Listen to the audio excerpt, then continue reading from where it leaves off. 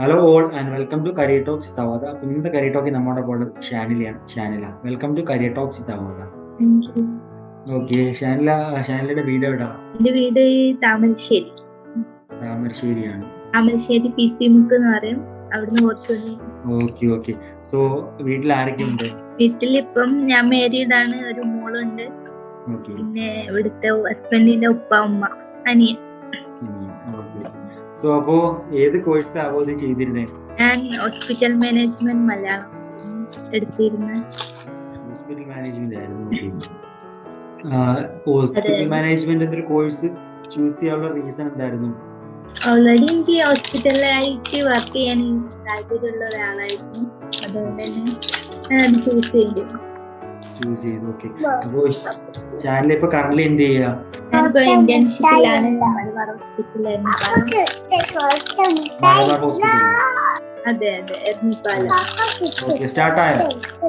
സ്റ്റാർട്ടായി. ഞാൻ 2 ദിവസം അറ്റൻഡ് ചെയ്തു, ജോയിൻ ചെയ്തു. അപ്പൊ ജോയിൻ ചെയ്തിട്ട് എങ്ങനെയുണ്ട്? കുഴപ്പമൊന്നുമില്ല. എനിക്ക് കൺസോളിലാണ് കിട്ടിയത്. കൺസോളിലാണ്. പിന്നെ വേറെ ഡോക്ടർ OP-യിലും ഒരു ദിവസം വർക്ക് ചെയ്തു. കുഴപ്പമില്ല, നന്നായിട്ട് പോകുന്നു.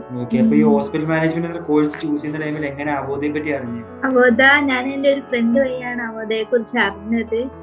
അങ്ങനെ ഞാൻ ഓൺലൈനായിട്ട് ഏതെങ്കിലും ഒരു കോഴ്സ് ചെയ്യാൻ ആഗ്രഹിച്ചായിരുന്നു. പിന്നെ ISST എന്ന് പറഞ്ഞൊരു കോഴ്സായി ഞാൻ അത് ചെയ്യാൻ ആഗ്രഹിച്ചത്. അപ്പോഴാണ് അവോധയെ കുറിച്ച് അറിയുന്നത്. അപ്പം പിന്നെ അവോധയിൽ സ്റ്റാർട്ട് ചെയ്തു, അഡ്മിഷൻ എടുത്തു. എന്റെ ഫ്രണ്ട് വഴി ക്ലാസ് അറ്റൻഡ് ചെയ്യാൻ തുടങ്ങി.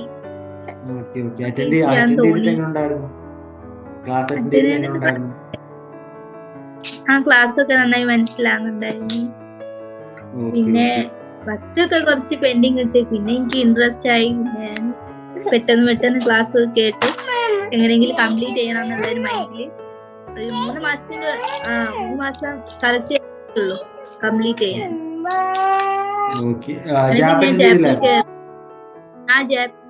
അറ്റൻഡ് ചെയ്തു, മോക്ക് ഇന്റർവ്യൂ അറ്റൻഡ് ചെയ്തു, അതൊക്കെ കഴിഞ്ഞു. ജാപ്പ് വഴിയാണ് എനിക്കൊരു ഈ ഓപ്പർച്യൂണിറ്റി കിട്ടിയത്. അങ്ങനെ ഞാൻ എന്റെ ബയോഡാറ്റ അയച്ചു അവോധയ്ക്ക്. അപ്പൊ അവിടുന്ന് അയച്ചു എന്നും പറഞ്ഞ് എന്നെ വിളിച്ചിരുന്നു.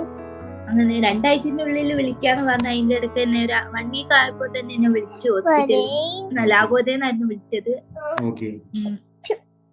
അങ്ങനെ പിന്നെ തലേന്ന് വിളിച്ചു. അങ്ങനെ പിറ്റേന്ന് തന്നെ ഹോസ്പിറ്റലിൽ പോയി, ഡീറ്റെയിൽസ് ഒക്കെ പറഞ്ഞു. ഹോസ്പിറ്റലിൽ പോയി അവരായിട്ട് എല്ലാം ഷെയർ ചെയ്ത് എല്ലാ ഡോക്യുമെന്റ്സ് ഒക്കെ കൊടുത്ത് പിറ്റേന്ന് വരാൻ പറഞ്ഞു. അങ്ങനെ പിറ്റേന്ന് പോയി. പിന്നെ ഡയറക്റ്റ് കയറി ഡിപ്പാർട്ട്മെന്റ് ഒക്കെ പറഞ്ഞു. അപ്പൊ അവോധയില് ഹോസ്പിറ്റൽ മാനേജ്മെന്റ് എന്നൊരു കോഴ്സ് എടുക്കാതിരിക്കുന്ന ഫ്രണ്ട്സിനോട് ഷാനിലേക്ക് എന്താ പറയാനുള്ളത്? നല്ലതാണ്. പിന്നെ പെട്ടെന്ന് ചോദിക്കാവുന്ന കോഴ്സാണ് ഹോസ്പിറ്റൽ മാനേജ്മെന്റ്. ഈസി ആയിട്ട് വർക്ക് ചെയ്യാനൊക്കെ പറ്റുന്ന ഒരു ഫീൽഡാണ്. പിന്നെ എപ്പോഴും ഇനി മുന്നോട്ടൊക്കെ കൂടുതൽ ചാൻസസ് വരുന്ന ഒരു സ്റ്റഡി തന്നെയാണ് ഹോസ്പിറ്റൽ മാനേജ്മെന്റ് എന്ന് പറയുന്നത്. അതുകൊണ്ട് കൂടുതൽ അത്. താങ്ക് യു ഷാനില, എത്ര ടൈം സ്പെൻഡ് ചെയ്തതിന്. Thank you. And all the very best for your future and thank you for joining in Career Talks. Thank you.